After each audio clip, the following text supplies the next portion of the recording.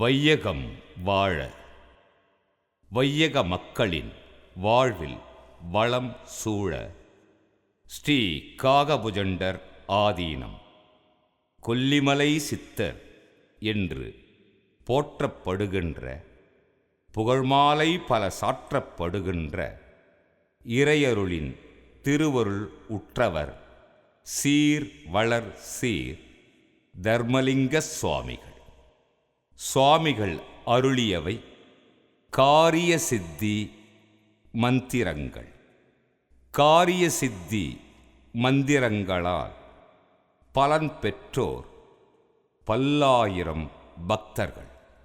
பரிபூரண நம்பிக்கையுடன் பரம்பொருளை தியானித்து தமக்குரிய மந்திரங்களை நாளும் பொழுதும் பாராயணம் செய்வோர் நலம் பெறுவர் என்பது சத்திய வாக்கு. காரிய சித்தி மந்திரங்கள் என்பவை அகில மாந்தர் உய்யும் பொருட்டு அம்மாந்தர்களின் வாழ்வில் இன்னல்களை போக்கும் பொருட்டு இகபர சுகத்தை அளிக்கும் பொருட்டு உலக மேன்மைக்காக உலக மக்களின் நன்மைக்காக அருளியவை என்பது சுவாமிகளின் அருள் வாக்கு. காரிய சித்தி மந்திரங்களை பாராயணம் செய்வோம், பலன் பல பெறுவோம். சொந்த வீடு அமையவும் வாஸ்து தோஷம் நீங்கவும் வளமாக வாழவும் ஓர் அற்புத மந்திரம். ஓம் க்ரீம் சித்திகராளி ஹ்ரீம் ஸ்ரீம் பூம் ஸ்ரீம் ப்ரீம் யாவலியு ஸ்வாஹா. ஓம் க்ரீம் சித்திகராளி ஹ்ரீம் ஸ்ரீம் பூம் ஸ்ரீம் ப்ரீம் யாவலியு ஸ்வாஹா. ஓம் க்ரீம் சித்திகராளி ஹ்ரீம் ஸ்ரீம் பூம் ஸ்ரீம் ப்ரீம் யாவலியு ஸ்வாஹா. ஓம் க்ரீம் சித்திகராளி ஹ்ரீம் ஸ்ரீம் பூம் ஸ்ரீம் ப்ரீம் யாவலியு ஸ்வாஹா. ஓம் க்ரீம் சித்திகராளி ஹ்ரீம் ஸ்ரீம் பூம் ஸ்ரீம் ப்ரீம் யாவலியு ஸ்வாஹா. ஓம் க்ரீம் சித்திகராளி ஹ்ரீம் ஸ்ரீம் பூம் ஸ்ரீம் ப்ரீம் யாவலியு ஸ்வாஹா. ஓம் க்ரீம் சித்திகராளி ஹ்ரீம் ஸ்ரீம் பூம் ஸ்ரீம்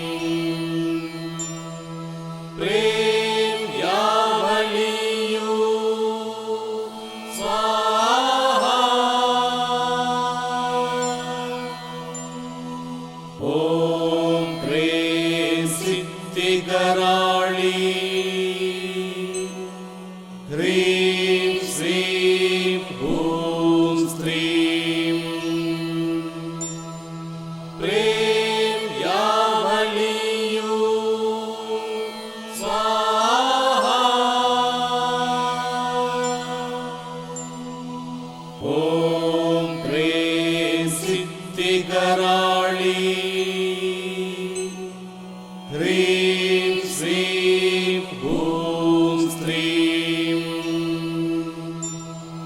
प्रेम यामलीयु स्वाहा ॐ क्रीं सिद्धिकराळी ह्रीं श्रीं हूं स्त्रीं प्रेम यामलीयु स्वाहा ॐ क्रीं सिद्धिकराळी ह्रीं श्रीं हूं स्त्रीं प्रेम यामलीयु स्वाहा ॐ क्रीं सिद्धिकराळी ह्रीं श्रीं हूं स्त्रीं प्रेम यामलीयु स्वाहा ॐ क्रीं सिद्धिकराळी ह्रीं श्रीं हूं स्त्रीं प्रेम यामलीयु स्वाहा ॐ क्रीं सिद्धिकराळी ह्रीं श्रीं हूं स्त्रीं प्रेम यामलीयु स्वाहा ॐ क्रीं सिद्धिकराळी ह्रीं श्रीं हूं स्त्रीं प्रेम यामलीयु स्वाहा ॐ क्रीं सिद्धिकराळी ह्रीं श्रीं हूं स्त्रीं प्रेम यामलीयु स्वाहा ॐ क्रीं सिद्धिकराळी ह्रीं श्रीं हूं स्त्रीं प्रेम यामलीयु स्वाहा ॐ क्रीं सिद्धिकराळी ह्रीं श्रीं हूं स्त्रीं प्रेम यामलीयु स्वाहा ॐ क्रीं सिद्धिकराळी ह्रीं श्रीं हूं स्त्रीं प्रेम यामलीयु स्वाहा ॐ ह्रीं सिद्धिकराळी ह्रीं श्रीं हूं स्त्रीं प्रें यावलीयु स्वाहा ॐ ह्रीं सिद्धिकराळी ह्रीं श्रीं हूं स्त्रीं प्रें यावलीयु स्वाहा ॐ ह्रीं सिद्धिकराळी ह्रीं श्रीं हूं स्त्रीं प्रें यावलीयु स्वाहा ॐ ह्रीं सिद्धिकराळी ह्रीं श्रीं हूं स्त्रीं प्रें यावलीयु स्वाहा ॐ ह्रीं सिद्धिकराळी ह्रीं श्रीं हूं स्त्रीं प्रें यावलीयु स्वाहा ॐ ह्रीं सिद्धिकराळी ह्रीं श्रीं हूं स्त्रीं प्रें यावलीयु स्वाहा ॐ ह्रीं सिद्धिकराळी ह्रीं श्रीं हूं स्त्रीं प्रें यावलीयु स्वाहा ॐ ह्रीं सिद्धिकराळी ह्रीं श्रीं हूं स्त्रीं प्रें यावलीयु स्वाहा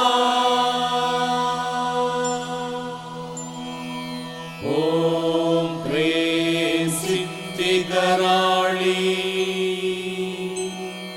ह्रीं श्रीं हूं स्त्रीं प्रें यावलीयु स्वाहा ॐ ह्रीं सिद्धिकराळी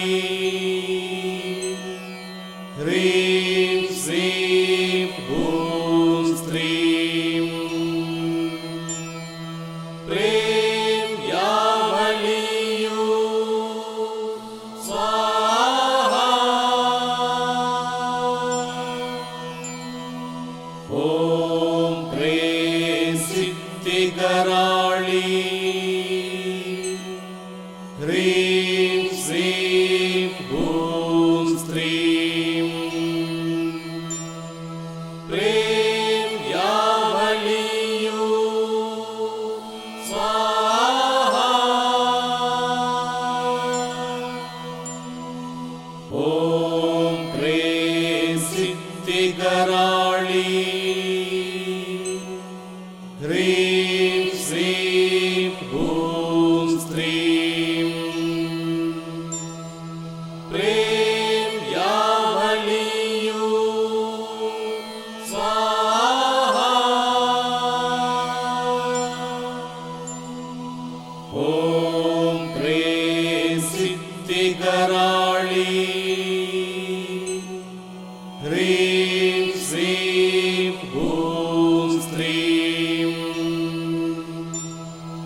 प्रेम यावलियु स्वाहा ओम प्रेम सिद्धिकराळी ह्रीं श्रीं हूं स्त्रीं प्रेम यावलियु स्वाहा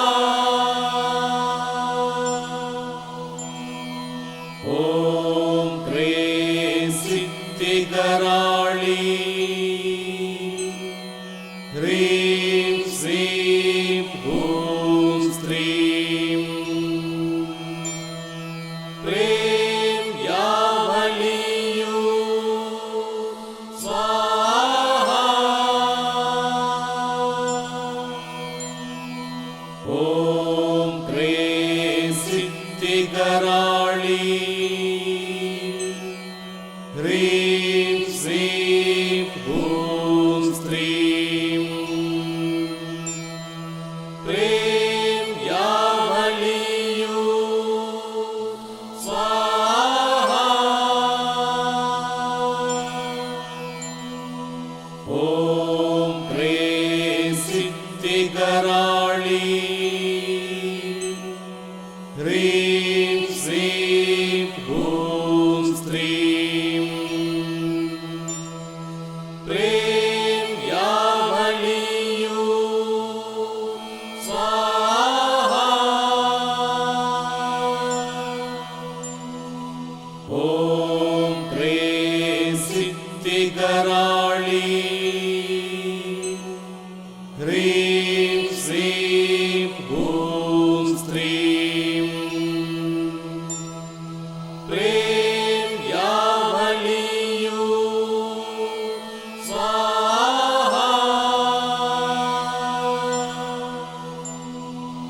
ओम प्रेम सिद्धिकराळी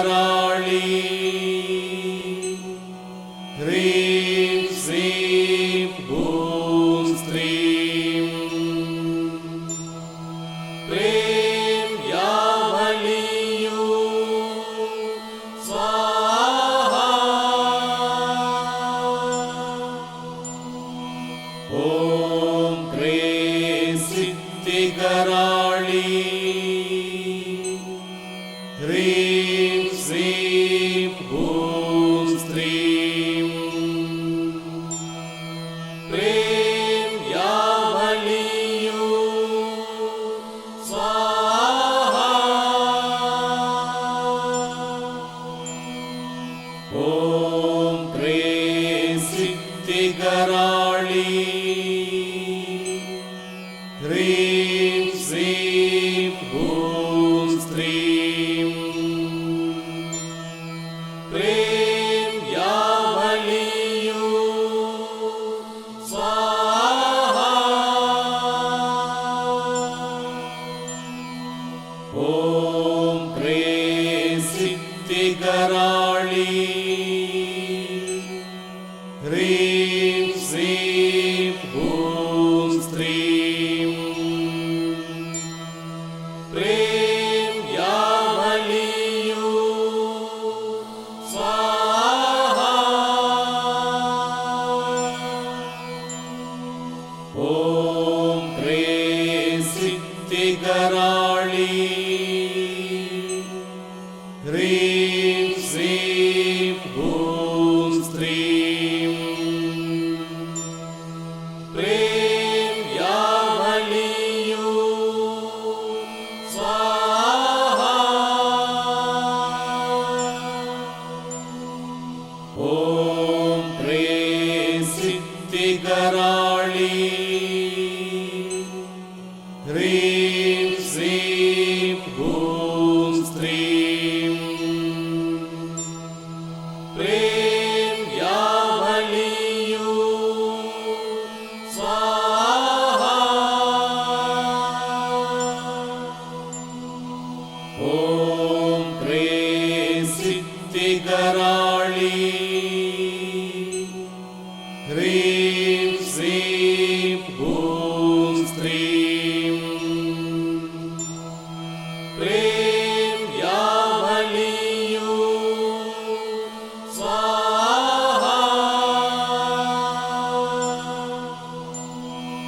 ॐ क्रीं सिद्धिकराळी ह्रीं श्रीं हूं स्त्रीं प्रें यामलीयु स्वाहा ॐ क्रीं सिद्धिकराळी ह्रीं श्रीं हूं स्त्रीं प्रें यामलीयु स्वाहा ॐ क्रीं सिद्धिकराळी ह्रीं श्रीं हूं स्त्रीं प्रें यामलीयु स्वाहा ॐ क्रीं सिद्धिकराळी ह्रीं श्रीं हूं स्त्रीं प्रें यामलीयु स्वाहा ॐ क्रीं सिद्धिकराळी ह्रीं श्रीं हूं स्त्रीं प्रें यामलीयु स्वाहा ॐ क्रीं सिद्धिकराळी ह्रीं श्रीं हूं स्त्रीं प्रें यामलीयु स्वाहा ॐ क्रीं सिद्धिकराळी ह्रीं श्रीं हूं स्त्रीं प्रें यामलीयु स्वाहा ॐ क्रीं सिद्धिकराळी ह्रीं श्रीं हूं स्त्रीं प्रें यामलीयु स्वाहा ॐ क्रीं सिद्धिकराळी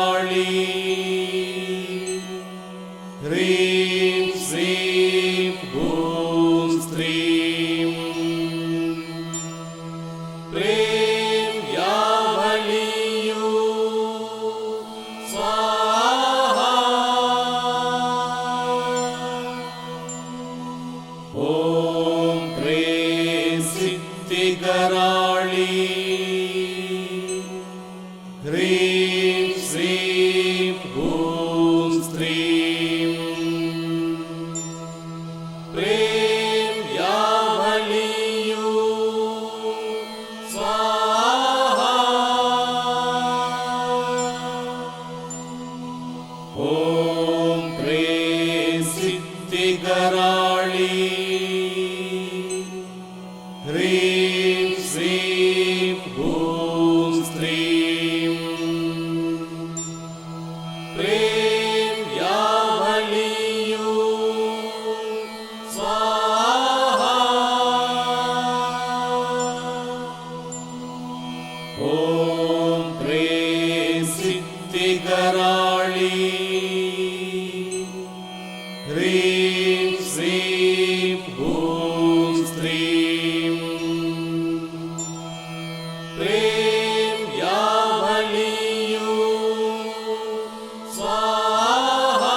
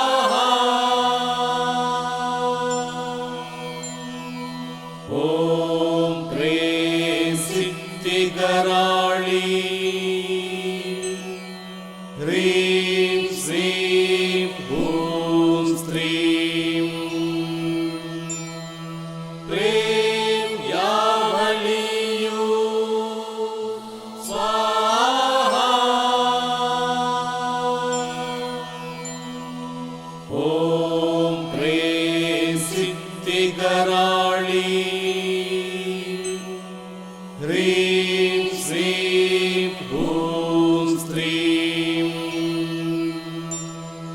प्रेम यावलियु स्वाहा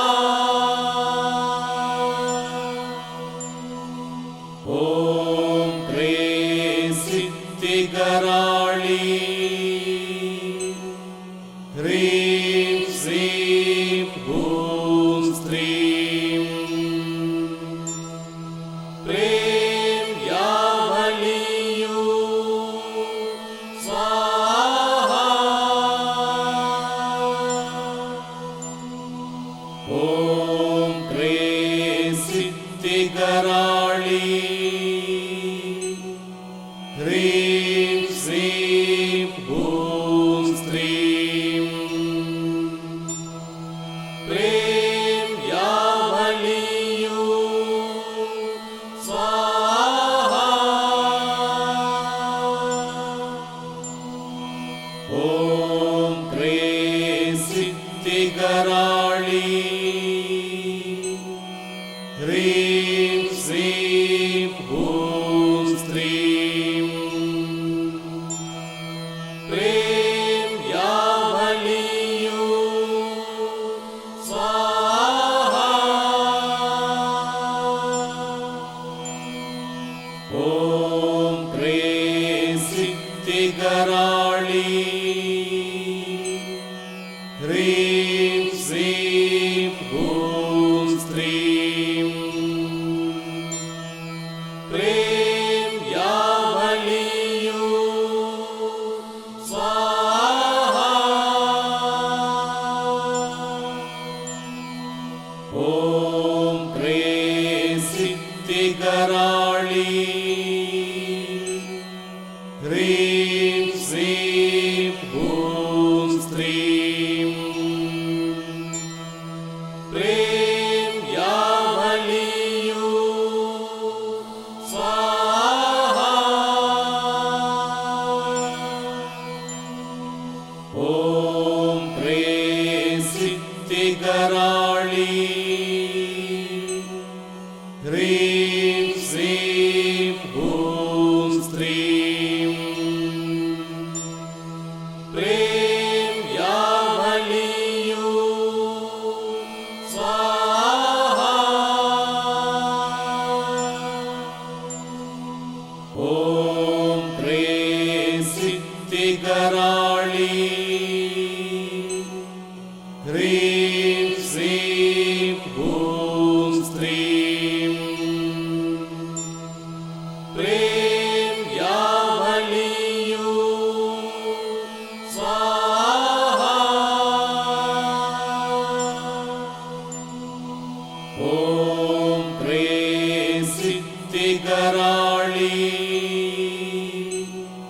ह्रीं श्रीं हूं स्त्रीं प्रेम यावलियु स्वाहा ॐ क्रीं सिद्धिकराळी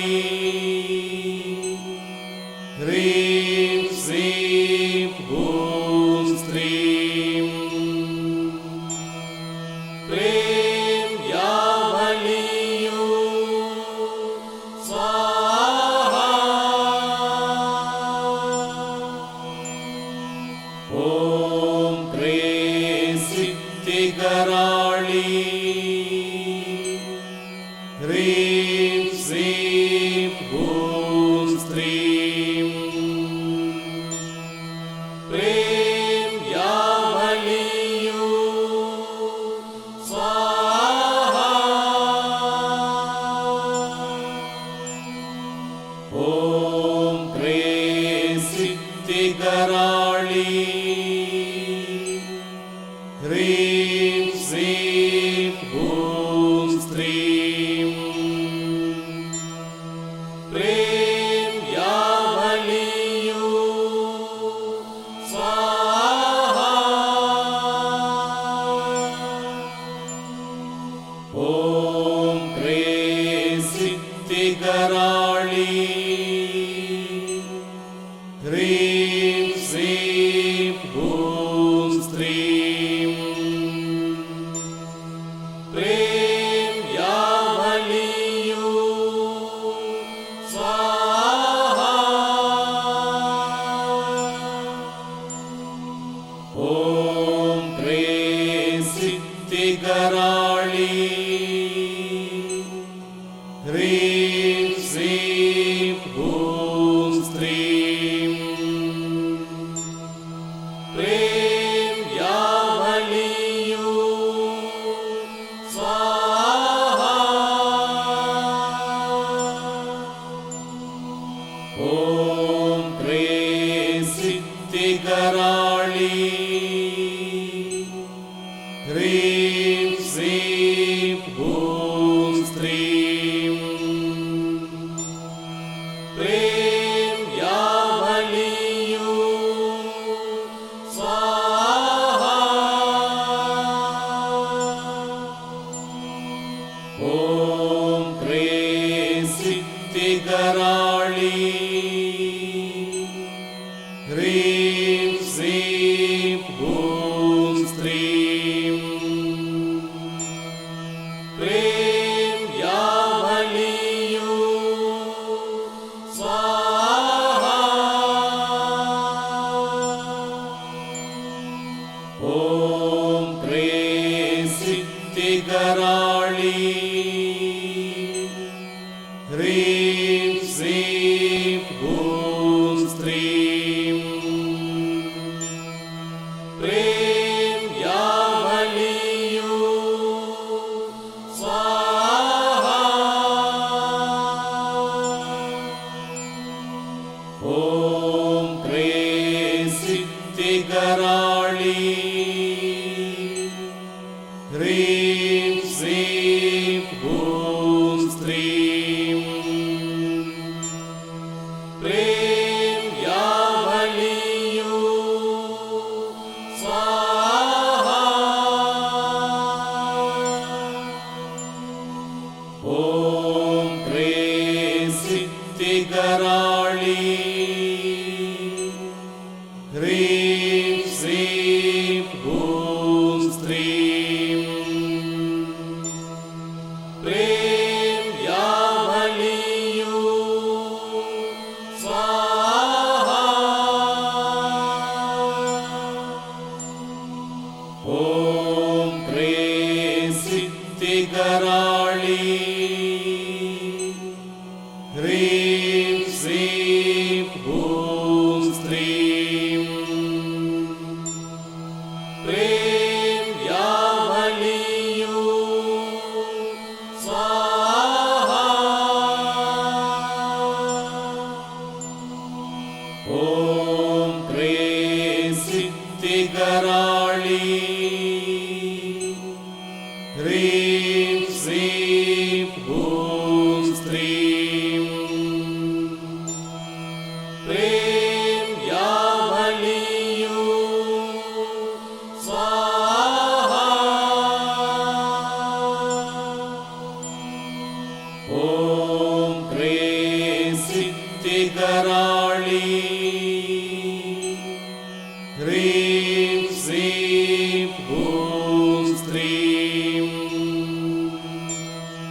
प्रेम यावलियु स्वाहा ॐ क्रीं सिद्धिकराळी ह्रीं श्रीं हूं स्त्रीं प्रेम यावलियु स्वाहा ॐ क्रीं सिद्धिकराळी ह्रीं श्रीं हूं स्त्रीं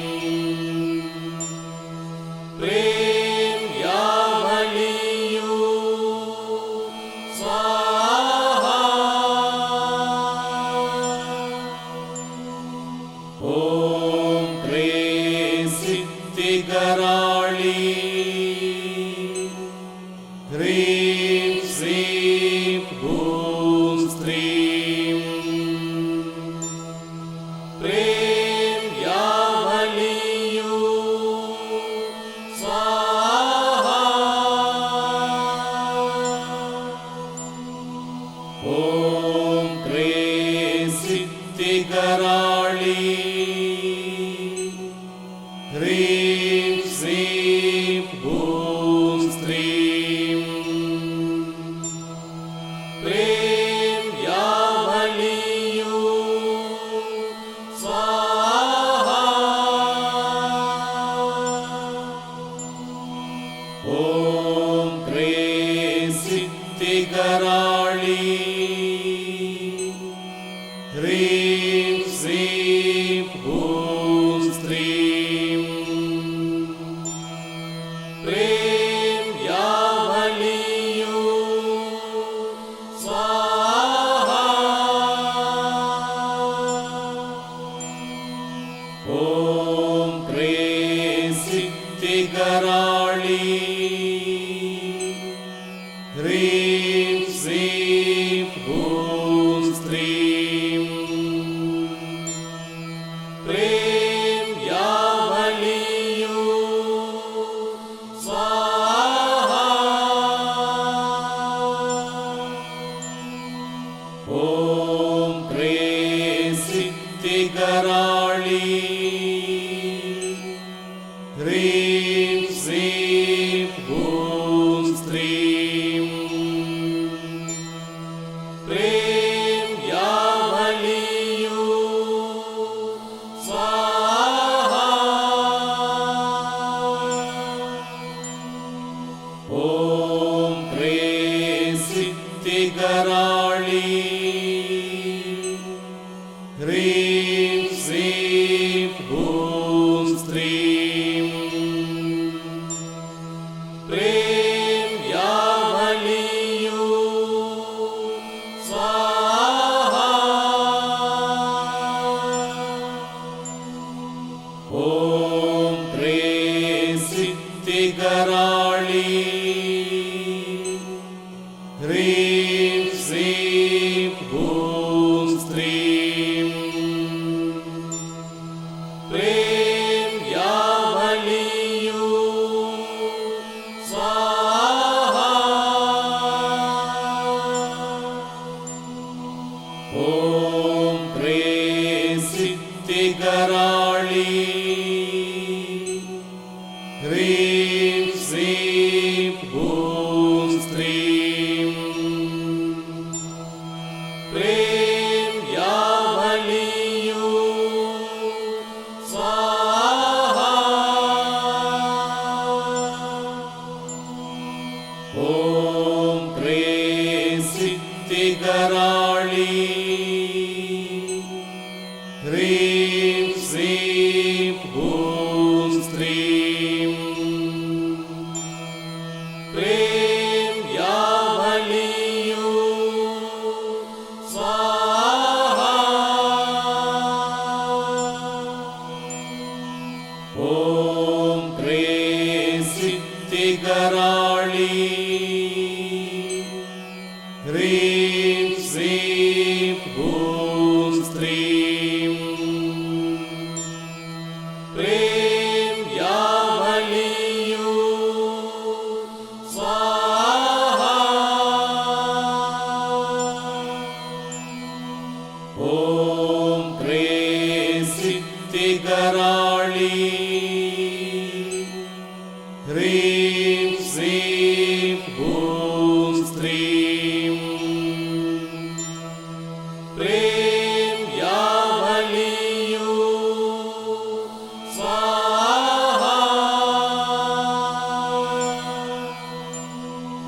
ॐ क्रीं सिद्धिकराळी ह्रीं श्रीं भूं स्त्रीं प्रेम यामलीयु स्वाहा ॐ क्रीं सिद्धिकराळी ह्रीं श्रीं भूं स्त्रीं प्रेम यामलीयु स्वाहा ॐ क्रीं सिद्धिकराळी ह्रीं श्रीं भूं स्त्रीं प्रेम यावलियु स्वाहा ॐ क्रीं सिद्धिकराळी ह्रीं श्रीं भूं स्त्रीं प्रेम यावलियु स्वाहा ॐ क्रीं सिद्धिकराळी ह्रीं श्रीं भूं स्त्रीं प्रेम यावलियु स्वाहा ॐ क्रीं सिद्धिकराळी ह्रीं श्रीं भूं स्त्रीं प्रेम यावलियु स्वाहा ॐ क्रीं सिद्धिकराळी ह्रीं श्रीं भूं स्त्रीं प्रेम यावलियु स्वाहा ॐ क्रीं सिद्धिकराळी ह्रीं श्रीं भूं स्त्रीं प्रेम यावलियु स्वाहा ॐ क्रीं सिद्धिकराळी ह्रीं श्रीं भूं स्त्रीं प्रेम यावलियु स्वाहा ॐ क्रीं सिद्धिकराळी ह्रीं श्रीं भूं स्त्रीं प्रेम यावलियु स्वाहा ॐ क्रीं सिद्धिकराळी ह्रीं श्रीं भूं स्त्रीं प्रेम यावलियु स्वाहा ॐ क्रीं सिद्धिकराळी ह्रीं श्रीं भूं स्त्रीं प्रेम यावलियु स्वाहा ॐ क्रीं सिद्धिकराळी ह्रीं श्रीं भूं स्त्रीं प्रेम यावलियु स्वाहा ॐ क्रीं सिद्धिकराळी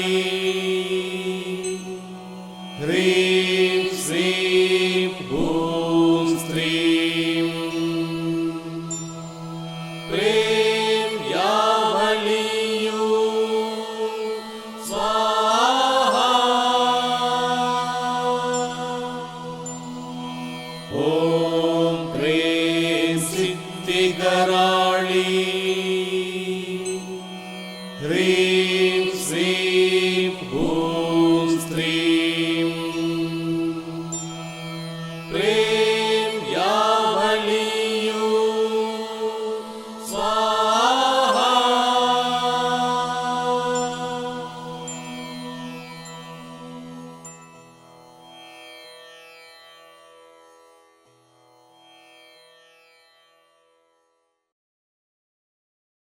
அன்பும் அருளும் எங்கும் நிலைக்கட்டும். ஒரு மனிதருக்கு வாழ்க்கையில் எல்லா சுகங்கள் இருந்தாலும் அல்லது எந்த துன்பங்கள் இருந்தாலும் பகல் பூரா துன்பத்திலே உழன்றார் கூட ராத்திரி கொஞ்ச நேரம் நிம்மதியாக உறங்கணுன்னா நல்ல மனைவியோ நல்ல மக்களோ நல்ல சுற்றத்தாரோ அமைந்தால் மட்டும் போதாது, சொந்த வீடு அமையணும். சொந்த வீடின் பெருமை அல்லது சொந்த வீட்டிலே வாழ்ந்தால் எவ்வளவு சந்தோஷங்கிறது சொந்த வீட்டிலே வாழக்கூடியவர்களை விட வாடகை வீட்டிலே குடியிருக்கிறவங்களுக்கு தான் நல்லா தெரியும். ஏன்னா வாடகை வீட்டிலே எவ்வளவு சந்தோஷமாக வாழ முடியும் என்பது வாடகை வீட்டிலே வாழக்கூடியவர்களுக்கு தான் தெரியும். இன்றைக்கு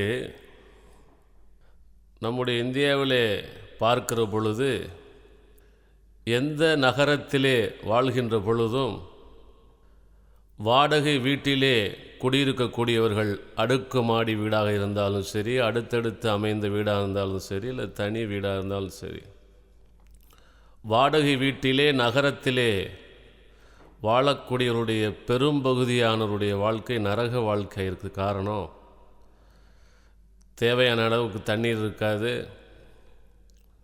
இல்லை மேல் வீட்டுக்கும் கீழ் வீட்டுக்கும் சண்டை, இவர் வீட்டில் ரேடியோ வச்சா டேப் ரெக்கார்டர் போட்டால் டிவி வச்சு அங்கேருந்து சத்தம் போடுவாங்க, அல்லது இவங்க குழந்தை படிக்கிறதுக்கு தடையாக பக்கத்து வீட்டில் சத்தம், இப்படி பல இது கேட்க போனால் என்ன உன் சொந்த வீடாயா அவன் வீட்டுக்காரனை போய் சொல்லியாம்மா.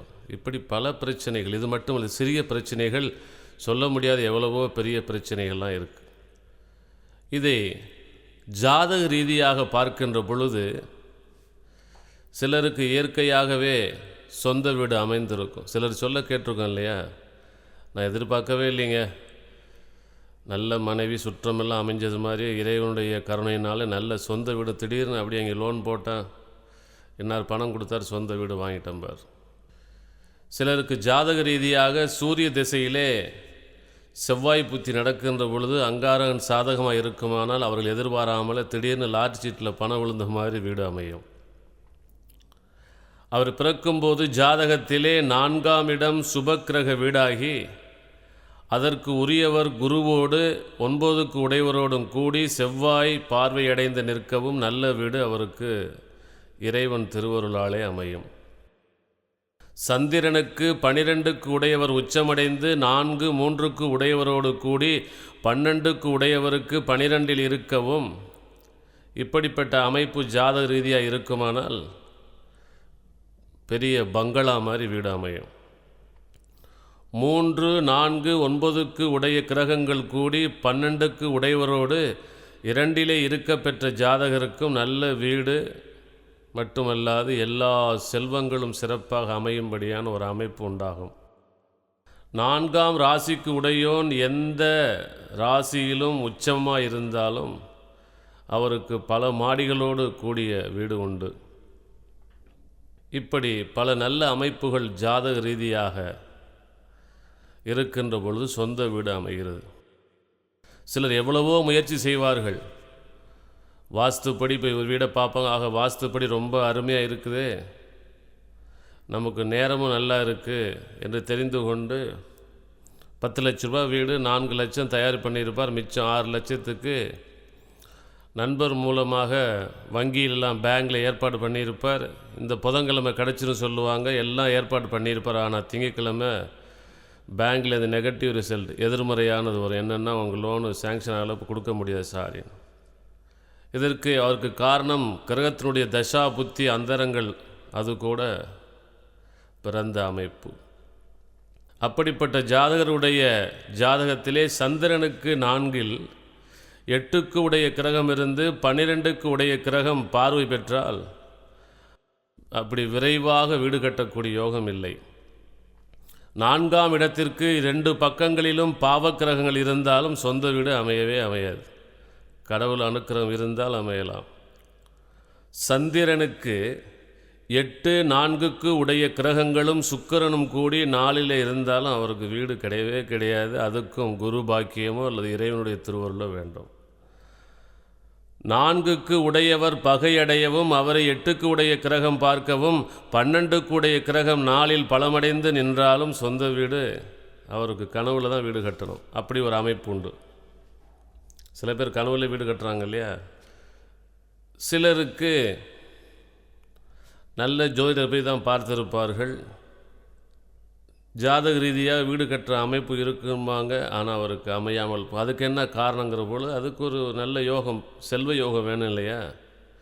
செவ்வாய், சனி, சந்திரனுக்கு 8க்கு உடைய ஆகிய மூவரும் 11ஆம் இடத்தில் நிற்கவும் 11க்கு உடையவர் 12ல் நின்றாலும் பல வழிகளிலே அவர் வீடு கட்டுவதற்கு முயன்றாலும் தரித்திரியம் போட்டு வாட்டி வீடே கட்டாமல், அதை பற்றி சிந்தனை இல்லாமல் சிந்தனை செய்தாலும் முயற்சியை கூட்டுவிக்காமல் தடுத்துவிடும்.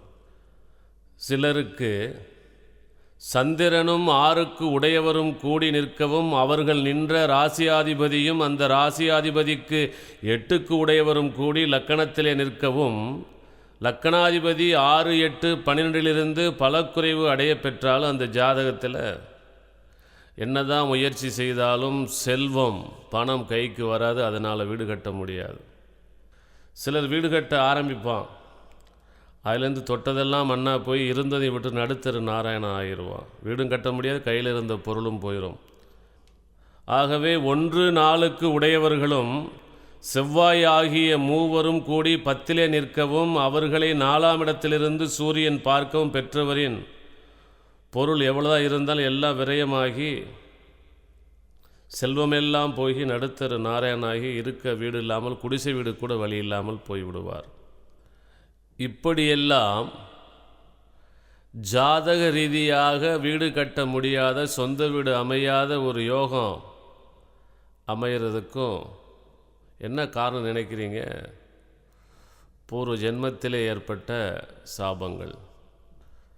நம்முடைய சித்தர்களும் ரிஷிகளும் இந்த ஜாதகங்கள் எல்லாம் விஞ்ஞானபூர்வமாக தன்னுடைய 3வது கண்ணாகிய நெற்றிக் கண்ணாலே நிர்ணயித்த சத்தியமான உண்மைகள். எந்த காலத்திலும் பொய்க்கவே பொய்க்காது. பூர்வ ஜென்மத்திலே பெற்ற சாபங்கள் தான் இப்படி ஒரு யோகத்தை கொடுக்குது பாருங்கள். ஜாதகத்தில் பார்த்தீங்கன்னா ஒருத்தன் பணமே இல்லாமல் கஷ்டப்படுறனா கூட அதுக்கு கூட ஒரு யோகம்னு தான் குறிப்பிட்றாங்க. தரித்திர யோகம், வீடு இல்லாமல் போகிற யோகம். நெகட்டிவாக சொல்கிறதே கிடையாது. யோகம் என்கின்ற வார்த்தை பூர்வ ஜென்மத்திலே பெற்ற சாபங்கள் தான் சொந்த வீடு அமையாமல் போய்விடுகிறது என்பது அனுபவ ரீதியாக, ஆராய்ச்சி ரீதியாக கண்ட உண்மை. ஒருவருடைய ஜாதகத்தை பார்க்கிறோம், பல முறை முயற்சி பண்ணி அவருக்கு எல்லா அமைப்பிற்கான வீடு கட்ட முடியவில்லை. ஜாதக ரீதியாகவும் அவருக்கு அந்த அமைப்பு இல்லை என்று பார்க்கிற பொழுது, பூர்வ ஜென்மத்தை பார்க்கிற பொழுது ஜீவநாடியின் மூலமாக ஒருத்தர் இருக்கிறார். அவருக்கு கடவுள் எல்லா செல்வம் கொடுத்துருக்கிறார். நிறைய எந்த வேலையும் இல்லாமல் உட்காந்து சாப்பிட்டாலும் 7 தலைமுறைக்கு சாப்பிடலாம். அழகும் அறிவும் குணமும் எல்லாம் நிரம்பிய மனைவி அவருக்கு இருக்குது. 5 குழந்தைகள், 5 பேரில் 3 பேர் சம்பாதிக்கிறான், 2 பேர் தொழில் செய்கிறான். அப்பா அம்மா எல்லாம் சௌக்கியமாக இருக்கும், எல்லா சுகமும் இருக்குது. ஆனால் அவன்கிட்ட இருக்க வேண்டிய ஒரே ஒரு குணம் இல்லை, அதுதான் தயால குணம், அன்பு இரக்கம் இல்லை. சரி, இப்படி இருந்த பொழுதும் இவன் அடுத்த ஜென்மத்திலே நல்லபடியாக வாழ வேண்டும் என எல்லா நலனும் பெற்றிருக்கிறான் என்கிறதுக்காக கடவுள் ஒரு சாதுவை அனுப்புகிறார். இவனுக்கு ஒரு வேளை சாப்பாடு போட்டான்னா திருப்தியாக, அந்த இரக்கம் அன்பு இல்லாத ஒரு நிலையும் போய் அன்பு இரக்கம் ஏற்பட்டு சாப்பாடு போட்ட காரணத்தினால அடுத்த ஜென்மத்தில் இதே மாதிரி யோகத்திலே வாழ வேண்டும் என்பது தான் இறைவனுடைய ஆவா. ஆக அந்த வீட்டுக்கு அந்த சிவனடியார் சாது வருகிறார். நல்ல பசியோடு வருகிறார். ஐயா அம்மாங்கிறார். அம்மா உள்ள ஆட்டுக்குட்டியில் எல்லாம் ஊருக்கு போயிருக்காங்க, நான் மட்டும் இருக்கேன். யார் யானே? ஐயா சாப்பிட்டு நாளாச்சியா சிவசிவாங்கிறார்.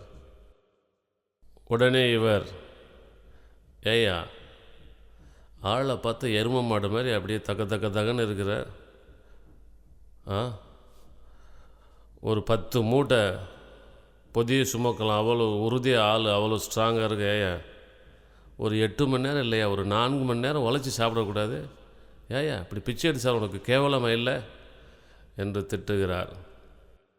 அப்பொழுதும் சிரித்த முகத்தோடு, ஐயா பசிக்குது ஐயா, சிவசிவாங்கிறார்.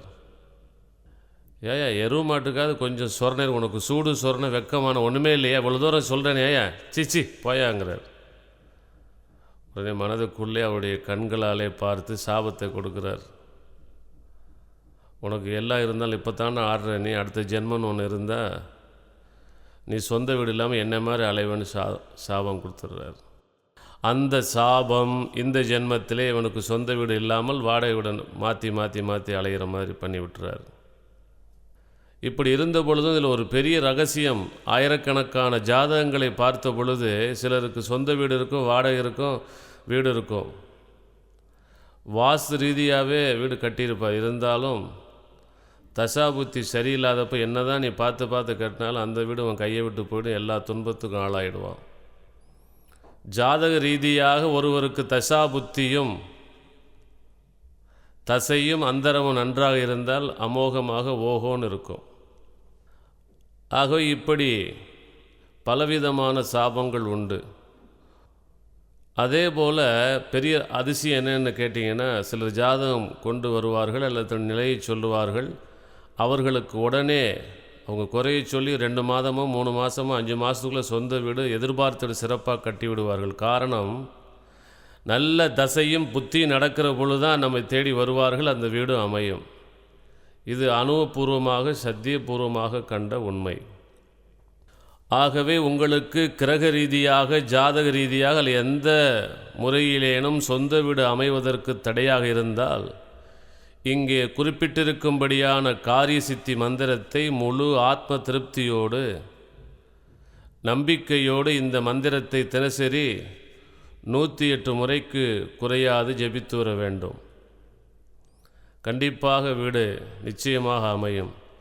சிலர் சொந்த வீடு கட்டுவதற்காக மனை காலியிடம் வாங்கி போட்டிருப்பார்கள். பல முயற்சி பண்ணால் நடக்காது. பல வழிகளிலும் பணத்திற்காக முயற்சி செய்வார். நண்பரையோ வங்கியையோ அல்லது வரவேண்டிய இடத்துலையோ முயற்சி பண்ணுவார். வரவேண்டிய பணமும் காலத்துக்கு வராது. சரி, நமக்கு வரவேண்டிய பணம் தான் வரல, எங்கேயாவது பேங்கில் வங்கியில் கடன் வாங்கலான்னா அங்கேயும் போய் கிடைக்கிற மாதிரி இருக்கு, நின்று போயிடும். இதற்கு அந்த மனையிலே தோஷம் இருக்கலாம், அல்லது ஜாதக ரீதியாக பிரச்சனை இருக்கலாம், அல்லது ஏவல் பில்லிசுனி இது மாதிரி எது இருக்கலாம். எது இருந்தாலும் கவலை இல்லை. இந்த மந்திரத்தை சொல்லி ஒரே நாளிலே இதை செய்ய வேண்டும். ஏற்கனவே இடங்களை எல்லாம் பார்த்து வைத்து கொள்ளலாம். 27 செப்பு பாத்திரங்களை எடுத்துக்கொள்ள வேண்டும். ஒரு பாத்திரம் 100 மில்லி அல்லது 200 மில்லி பிடிக்கிற அளவு இருந்தால் கூட போதும். 27 பாத்திரங்களை எடுத்து வைத்து கொண்டு 27 கிணறுகளிலிருந்து தனித்தனியாக தண்ணி கொண்டு அந்த ஒரு நாள் 24 மணி நேரத்துக்குள்ளே அப்படி எல்லாத்தையும் சேர்த்து கொண்டு வரணும். எல்லாம் ஒரே பாத்திரத்தில் ஊற்றி அந்த பாத்திரத்தின் மேலாக ஒரு வெற்றிலையிலே கற்பூரத்தை வைத்து அதை ஏற்ற வேண்டும். ஏற்றி வைத்து இந்த மந்திரத்தை 21 முறை சொல்ல வேண்டும். சொல்லி முடித்ததற்கு பிறகாக அந்த தண்ணீரை அந்த இடத்திலே ஊற்றிவிட வேண்டும். ஊற்றிவிட்டு அந்த சொந்த மனை இருக்குது பார்த்தீங்களா, அந்த இடத்துலேருந்து உங்கள் கையினால் 48 கைப்பிடி அளவு மண் எடுத்தாரணும். 48 கைப்பிடி அளவு எடுத்து ஒவ்வொரு வாரமும் செவ்வாய்க்கிழமை ராகு காலத்தில் இந்த எடுத்து வந்த மண்ணிலேருந்து ஒரு அரை கைப்பிடியிலேருந்து ஒரு கைப்பிடி மண் எடுத்து அதற்கு 4 பங்கு அளவு அல்லது 3 பங்கு அளவு ஜீனி, வெள்ளை சர்க்கரைன்னு சொல்லலாம், அல்லது பனங்கற்கண்டோ அல்லது கற்கண்டோ வெள்ளமோ ஏதோ இனிப்பை நன்றாக கலந்து எறும்பு புற்றோ அல்லது எறும்புகள் இருக்கிற இடத்துல அதை தெளித்து விட்டு எறும்புகள் சாப்பிட்ற மாதிரி செய்யணும். இது மாதிரி 48 வாரங்கள் செய்து வந்தீர்களானால் நீங்களே அதிசயப்படும்படியாக ஏதேனும் ஒரு விதத்திலே பணமோ பொருளோ கடனோ நிச்சயம் அந்த வீட்டை கட்டிவிடுவீர்கள். அந்த கட்டிய வீட்டிலும் குபேரனாக லட்சுமிபுரத்து அரசனாக வாழ்வீர்கள். அப்படிப்பட்ட சிறப்பான வீடு அமையும். அதேபோல் வீடு நன்றாக யோகம் அமைய வேண்டுமென்றால் செவ்வாய்க்கு அதிபதியான எம்பெருமான் முருகனுடைய கிருபை நிறைவாக வேண்டும். ஆகவே 6 படை வீடும் சென்று வழிபட்டு அல்லது திருச்செந்தூர் முருகனை சென்று வணங்கி இந்த மந்திரத்தை சொல்லி திருச்செந்தூரிலே 21 சாதுக்களுக்கு 21 பேருக்கு சாப்பாடு வயிறு நிறைய போட்டுவிட்டு வந்து இந்த மந்திரத்தை சொல்லுகிற பொழுது நிச்சயமாக உங்களுக்கு சொந்த வீடு அமையும். இப்போ எங்கு பார்த்தாலும் வாஸ்து என்பது ஒரு முக்கிய இடத்தை பிடித்து விட்டது அல்லது பிடிக்கச் செய்து விட்டார்கள். இந்த வாஸ்துவானது இப்பொழுது எல்லோருக்கும் நன்மை செய்துவிட பயமுறுத்துகிற மாதிரி நிறைய பேர் தங்களுடைய தொழிலுக்காகவோ அல்லது பணம் சம்பாதிக்கவோ செய்து விட்டார்கள். உண்மையிலே வாஸ்து என்பது உங்களை பயமுறுத்துறதுக்கோ அல்லது தண்டிக்கிறதுக்கோ அல்ல, உங்களுக்கு நன்மை செய்வதற்குத்தான். சித்தர்கள் வாஸ்துவுக்கு என்று அடிப்படையாக சில சட்டங்களை விஞ்ஞானபூர்வமாக நிர்ணயித்திருக்கிறார்கள். சாதாரண பேச்சு வழக்கில் சொல்லுவோம், பரமசிவன் கழுத்தில் இருந்து பாம்பு ஒருத்தனை பார்க்கறதுக்கு என்னையா சௌக்கியமானு கேட்குது. அப்போ சொல்லுகிறது எல்லாம் இருக்கடத்தில் இருந்து அது சௌக்கியம்தான்பாங்க.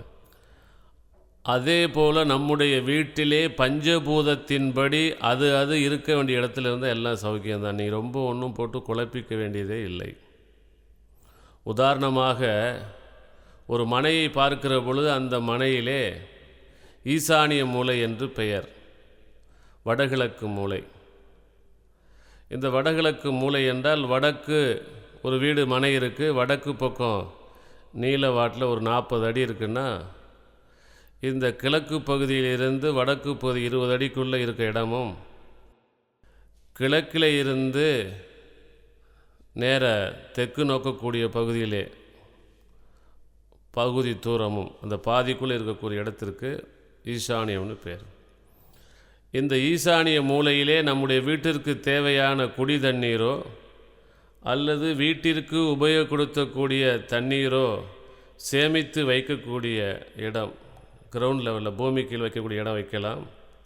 அல்லது வடகிழக்கு மூலையிலே தண்ணி எடுக்கக்கூடிய அடி போர் வைத்து கொள்ளலாம், கிணறு வைத்து கொள்ளலாம். இந்த ஈசானிய மூலையில் இதுபோல் தண்ணீர் சம்பந்தமானது வைக்கிற பொழுது அந்த வீடு சிறப்பாக இருக்கும். அது மட்டுமல்லாது தென்மேற்கு பகுதி என்று சொல்லும்படியான அந்த மூலையில் ஒரு வீடு இருந்ததுன்னா அந்த தென்மேற்கு பகுதி மூலையில் தான் பிரதான படுக்கறை, மாஸ்டர் பெட்ரூம் இருக்கணும். அங்கே பெட்ரூம் இருக்குதே, படுக்கை அறை இருக்கேன்னு சொல்லி அந்த தென்மேற்கு பகுதியில் கழிவு அறை, லெட்டின் அங்கே கட்டக்கூடாது. அப்படி தென்மேற்கு மூலையிலே வீடு இருக்கிற பொழுது வடக்கு பக்கத்தை சார்ந்த மாதிரி அல்லது வாயு பக்கம் சார்ந்த மாதிரி அந்த தென்மேற்கு அறையிலே அங்கே டாய்லெட், கழிப்பறை வைத்து கொள்ள வேண்டும். தென்கிழக்கு பகுதி மூலையிலே கிச்சன் ரூம், அடுப்படியை வைத்து கொள்ள வேண்டும். இப்படி வைத்து கொண்டு வீட்டினுடைய மொத்த வீடு கட்டியாச்சு. வீட்டினுடைய மொத்தம் பகுதியில் உயரமான பகுதியாக தென்மேற்கு பகுதி அமைந்திருக்க வேண்டும். வீட்டுடைய மேல் பக்கம் டாப் சைடில் பார்க்குற பொழுது இந்த தென்மேற்கு மூலையில் தான் வாட்டர் டேங்கை அமைக்கணும். தண்ணீரை, குடி தண்ணீரோ அல்லது நமக்கு உபயோகப்படுத்துகிற தண்ணீரோ தேக்கி வைக்கக்கூடிய இடம் அப்பர் லெவல், மேல் லெவலில் தென்மேற்கு மூலையிலே அமைய வேண்டும். சரி, வீடு கட்டியாச்சு, மிச்சம் காலி இடம் இருக்குது. தெற்கையோ அல்லது தென்மேற்கு பகுதியில் இருக்கும்படியான காலி இடத்தை விட ஈசானிய பகுதியிலே காலி இடம் அதிகம் இருக்க வேண்டும். இன்னொன்று முக்கியமானது, இந்த ஈசானிய மூலை என்று சொல்லக்கூடிய வடகிழக்கு மூலையிலே வீட்டின் அமைப்பு வட்டமாகவோ கோணமாக இருக்கக்கூடாது. நேர 90 டிகிரி இருக்கிற மாதிரி செவ்வகமாகவோ சதுரமாகவோ அமைப்பு அமையலாம். வீட்டினுடைய பிரதான நுழைவாயிலானது வடக்கிலோ வடகிழக்கிலோ கிழக்கிலோ அமையலாம். எந்த காரணத்தை கொண்டும் தென்மேற்கு மூலையில் வீட்டின் பிரதான நுழைவாயிலோ பிரதான வாசலோ இருக்கக்கூடாது. இப்படி இதுதான் அடிப்படையான முக்கியமானது இந்த வாஸ்துக்கு. இந்த இது மட்டுமே ஒழுங்காக இருந்ததுன்னா நீங்கள் மற்ற எதுக்குமே பயப்பட வேண்டாம். சில பேர் கேட்கலாம், என்னையா எங்கள் வீட்டுக்கு ரோடே மேற்கு பக்கம்தான் இருக்குது, தெற்கு பக்கம்தான் இருக்குது. வாசல் வச்சா தென்மேற்கில் மேற்கில் தான் வைக்க முடியும், எங்கே போகிறதுன்னு கேட்டால் குற்றம் இல்லை. இந்த உள்ளே இந்த மாதிரி அமைப்புகளெல்லாம் வைத்து கொண்டு இங்கே சொல்லும்படியான சுலபமான வாஸ்து பரிகாரத்தை செய்தீர்களானால் நிச்சயமாக உங்களுக்கு எந்த தோஷமும் வராது. நன்றாக விளக்கமாக கேட்டுக்கொள்ளுங்கள். பல 100,000 ஆண்டுகளாக சித்தர்கள் அனுபவித்து வந்த சத்தியமான உண்மை. ஒரு செவ்விளநீர் எடுத்துக்கொள்ள வேண்டும். செவ்விளநீர் என்றால் சிகப்பாக இருந்தால் மட்டும் போதாது, அந்த மேல் பாகத்தை மட்டை சீவின உடனே கொஞ்ச நேரம் பார்த்தா அந்த வெள்ளையெல்லாம் சிகப்பாக மாறிடும். அதுதான் செவ்விளநீர். மேலே சீவி விட்டு உள்ளே இருக்க தண்ணீர்லாம் எடுத்துட வேண்டும். எடுத்து விட்டு உள்ளே சுத்தமான விபூதியை உள்ளே போட வேண்டும். ஒரு 50 மில்லிக்கு குறையாமல் கடையில் கிடைக்கும் பன்னீர் கிடைக்கவில்லை என்றால் ரோஸ் அத்தர்னு கிடைக்கும். அது தண்ணீர் கலந்து சுத்தமான தண்ணி ஒரு 50 மில்லி ஊற்ற வேண்டும். அதற்குள்ளே 50 கிராமுக்கு குறையாத சுத்தமான சந்தனத்தூள், 50 கிராம் மஞ்சள் தூள், 50 கிராம் கல் உப்பு, சாப்பிட்றதுக்கு போகிற உப்பு இருக்குல்லையே, பொடி பண்ண உப்பு இல்லை, கல் உப்பு உள்ளே போட்டு அதற்குள்ளாக நவரத்தின செட்டு, கடையில் எல்லா இடத்துலையும் கிடைக்கும், நவரத்தின செட்டு போட்டு, கிடைத்தால் யானையுடைய தந்தம் சிறிதளவு, கிடைச்ச விசேஷம் இல்லை என்றாலும் பரவாயில்லை, கடல் சிப்பி எங்கே பார்த்தாலும் கிடைக்கும், வெளியே கிடைக்கும், அந்த கடல் சிப்பியை உள்ளே போட்டு இங்கே சொல்லியிருக்கும்படியான காரிய சித்தி மந்திரத்தை ஒரு செப்பு தகட்டிலே 3 முறை சுத்தமாக எழுதி, அந்த செப்பு தகட்டை எழுதியதற்கு பின்பாக ஒரு 24 மணி நேரம் குறையாமல் ஒரு பாத்திரத்திலே மஞ்சளும் சந்தனமும் 2 ஒன்றாக கலந்து தண்ணீர் ஊற்றி அதிலே ஊற வைக்க வேண்டும். அடுத்த நாள் காலையில் எடுத்து சுத்தமாக எலுமிச்சம்பழத்தினாலே சுத்தம் செய்து விபூதி போட்டு தேய்த்து விட்டு, அந்த தகடு எவ்வளோ மெல்லிதாக இருக்கலாம், அதுக்கு சைஸ் அளவு இல்லை, ஆனால் 6 இன்ச்சுக்கு 6 இன்ச்சு, 6 அங்குல நீளம், 6 அங்குல நீளம், அல்லது 3 அங்குல நீளம், 3 அங்குல உயரம், 3x3 ஆர் 6x6 சொல்கிறோம் இல்லையா, அந்த அளவுக்கு இருக்கலாம். மெல்லிய தகடு எல்லா இடத்துலையும் கிடைக்கும். எழுதுகிறோம், நீங்களே எழுதி கொள்ளலாம், தவறு இல்லை. அது எழுதியதற்கு பிறகு காலையிலே அந்த எந்திரத்தின் 4 மூலையிலும் மஞ்சள் குங்குமம் பொட்டு வச்சு அதுக்கு ஊதுபத்தி கற்பூரம் காட்டி விட்டு அந்த இளநீருக்குள்ளே போட்டு மேல் பகுதியை, மிச்சம் உள்ள பகுதி மஞ்சள் தூள் தண்ணியும் கலந்து கெட்டியாக்கி அது மேலே பேஸ்ட்டு மாதிரி ஒட்டி விட்டு அதை சுத்தமான மஞ்சள் துணியினாலே நன்றாக சுற்றி வீட்டிற்கு கீழே, அதாவது ஈசானிய மூலையிலே புதைத்து விட வேண்டும். புதைத்து வைத்துவிட்டு வாரந்தோறும் செவ்வாய் அல்லது வெள்ளிக்கிழமையிலே அந்த இடத்துல ஊதுபத்தி அல்லது கற்பூரம் காட்டி வந்தால் போதும். எப்படிப்பட்ட மனை தோஷமும் மனையடி சாஸ்திர தோஷங்களும் நீங்கிவிடும். சில இடத்திலே பார்த்திருக்கிறோம், இப்படிப்பட்ட அமைப்புகள் இருக்கிற பொழுது சில பேர் சொல்லுவாங்க, நான் தென்மேற்கு தான் எனக்கு வாசல், அவன் ஓஹோன்னு இருக்குது, நான் பார்த்துருக்குறேன்யா. சிலர் பார்த்தா தென்மேற்கில் தான் அவன் வாட்டர் டேங்க் இருக்குது, செப்டி டேங்க் எல்லாமே கட்டியிருக்கான், அவன் நல்லா இல்லையான்னு. அந்த தசாபுத்தி எப்போ சரியில்லையோ அப்போ மொத்தமாக அவனை வியாதியஸ்தனாகி கடன்காரனாக்கி ஊரை விட்டே ஓட்டிடும். ஆகவே தென்மேற்கு நோக்கிய பிரதான வாசல் உள்ள வீடோ அல்லது சில வீடுகளிலே அக்னி மூலையிலே கிணறு அமைந்திருக்கும், அல்லது அக்னி மூலையிலே தண்ணீர் உபயோகம் உள்ள வீடோ, அல்லது வடகிழக்கு என்னும் ஈசானிய பகுதியிலே உயரமான அமைப்புகள் உள்ள வீடு, ஈசானிய மூலை முழுசாக கட்டிட்டு தென்மேற்கு பகுதியில் காலி இடம் விட்ட சில வீடுகள், சில இடங்களிலே ஈசானியம் என்னும் வடகிழக்கு பகுதியை விட தென்மேற்கிலே காலியிட அதிகம் விட்டு அந்த தென்மேற்கு பள்ளமாக தண்ணீர் தேங்கக்கூடிய இடமாக இருக்கும். சில வீடுகளில் ஈசானிய மூலையிலே அடுப்படி வைத்திருப்பார்கள். இப்படிப்பட்ட வீடெல்லாம் அது சொந்த வீடாக இருந்தாலும் சரி, அரண்மனை மாதிரி உள்ள வீடாக இருந்தாலும் சரி, அவருக்கு வேண்டாத தசையும் புத்தியும் அந்தரம் வரும் பொழுது அவனை வியாதியஸ்தனாக்கி கடன்காரனாக்கி அந்த வீட்டை விட்டே ஓட்டியிருக்கும். எத்தனையோ பேர் அனுபவத்திலே பார்த்தது. இப்போ ஒருத்தன் இமயமலையிலே வாழுகிறான். இமயமலையிலே அந்த பனியில் இருக்கக்கூடிய காரணத்தினால அங்கே உள்ள சாப்பாட்டு முறையே வேறு. அங்கே உள்ள சாப்பாட்டு முறையை மெட்ராஸில் இருக்கும் சாப்பிட்டா 2 மாதத்துக்கு செத்தே போடுவான். அல்லது சென்னையில் ஒருவன் இருக்கிறான், மிக பயங்கரமான வெயில் அடிக்குது, காலையில் தர்பீஸ் பழம் சாப்பிட்றான், இளநீர் சாப்பிட்றான், எலுமிச்சம்பழம் சாப்பிட்றான், இப்படி சாப்பிட்டே இருக்கிறான். இப்படி சாப்பிடக்கூடிய சாப்பாட்டை இமயமலை மாதிரி பனிப்பிரதேசத்தில் சாப்பிட்டு அவன் ஒரே மாதத்தில் மண்டையை போட்டுருவான்.